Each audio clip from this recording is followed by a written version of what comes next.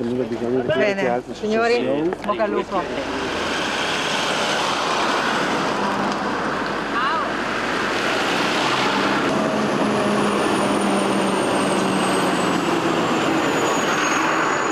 Le lunghe colonne si mettono in marcia.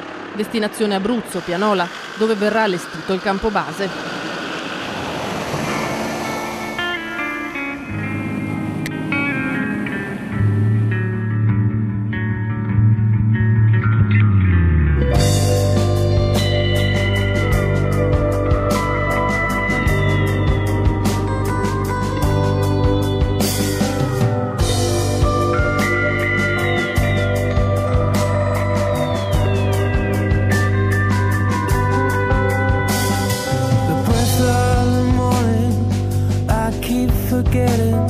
The smell of the warm summer air.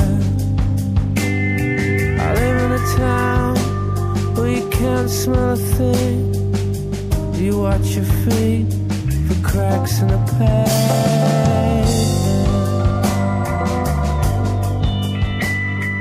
Noi qui siamo a Pianola, sì. Questo è il campo base della regione Veneto. No, non li abbiamo resi operativi perché non abbiamo possibilità di farli scaricare. Perché lei anche la palestra, no? Sì, la palestra però era inagibile, è stata dichiarata agibile oggi dai vigili del fuoco. Perché ieri allora, noi abbiamo qui un primo pezzo di colonna mobile veneta di circa 60 volontari, altri 400 sono invece dislocati su un campo sportivo che stanno allestendo in questo momento. E i compiti sono quelli di montaggio dei campi per l'assistenza alla popolazione, quindi già da questa mattina i primi della colonna mobile che sono arrivati questa notte stavano montando campi per la popolazione. Finalmente cominciamo a lavorare un po', se no...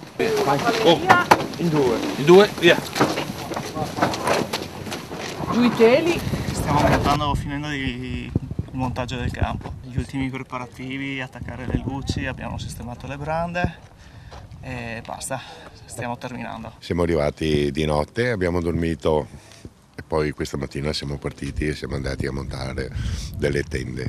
E siamo assegnati per l'allestimento dei campi di accoglimento della popolazione in questa zona di Rocca di Mezzo, appunto, e diamo una mano per l'allestimento delle tendopoli e la distribuzione di tutte le brande che vanno all'interno delle tende che arrivano dal Dipartimento di Roma. Stasera pasta asciutta, patate e bistecche.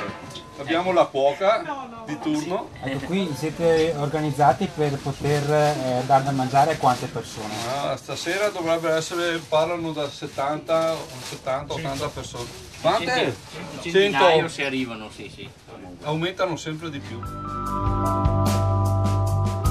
L'area di intervento non è in città ma nei centri della valle, piccoli paesi duramente colpiti dal sisma dove la gente ha bisogno di tutto. Queste prime ore della macchina di soccorsi sono sicuramente ore molto impegnative per tutti, per i soccorritori che sono impegnati, per la popolazione che ha subito il disagio. Diciamo, è importante non avere momenti di attriti, di frizione, mi pare che la cosa stia andando per il meglio.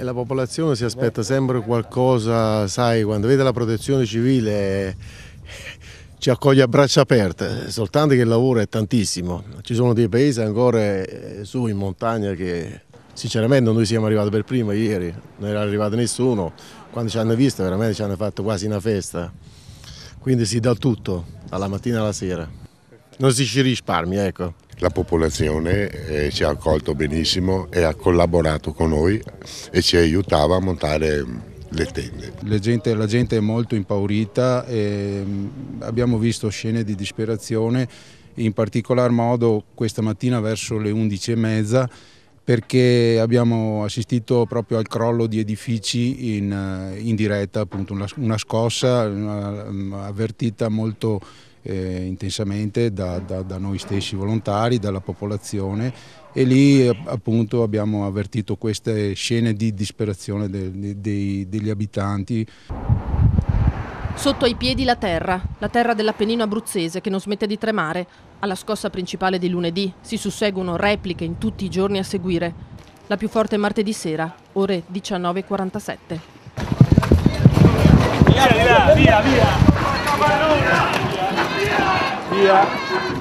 Via! Va bene, ti dicevo, No, non dovrebbero essere quelle tende lì. Adesso faccio un po' la legge.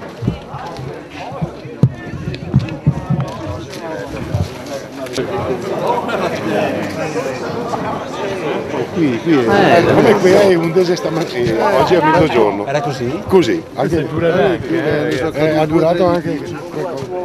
Scosse così ne abbiamo avute una anche ieri e una oggi. Sono chiaramente allarmanti per la popolazione, come avete visto. L'edificio è parzialmente sicuro, nel senso che il problema sono le pareti laterali ed effettivamente ci stiamo tenendo alla larga, per cui abbiamo spostato tutto il campo fuori dall'eventuale cono di caduta. Certo che fa un po' impressione la cosa.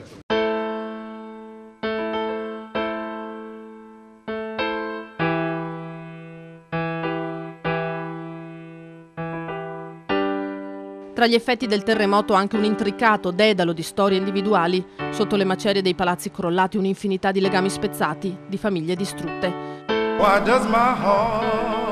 c'è anche chi è riuscito a salvarsi per un soffio, come nel caso di Don Giovanni Gatto, parroco montebellunese del paesino di Tempera, a qualche chilometro dall'Aquila, duramente colpito dal terremoto. A guidarlo nella fuga dalla propria abitazione nei momenti terribili della scossa, la propria cagnolina.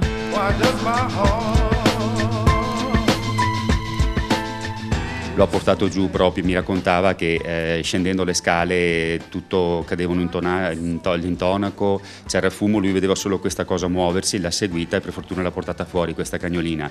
E poi mi ha detto una cosa che mi ha fatto veramente mi ha provocato un dolore enorme, vedere questa casa crollare, sentire le grida d'aiuto per poi non sentire più niente. Veramente mi ha detto sembrava l'inferno, ed è da un parroco sinceramente la cosa è molto forte secondo me.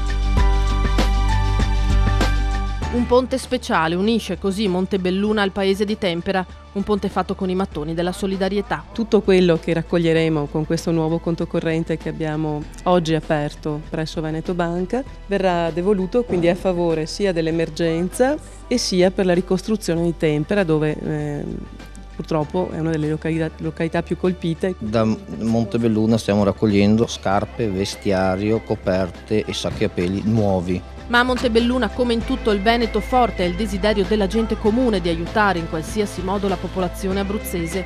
La provincia di Treviso istituisce già da martedì una raccolta fondi a favore dei terremotati ed iniziative analoghe si registrano in tutta la regione.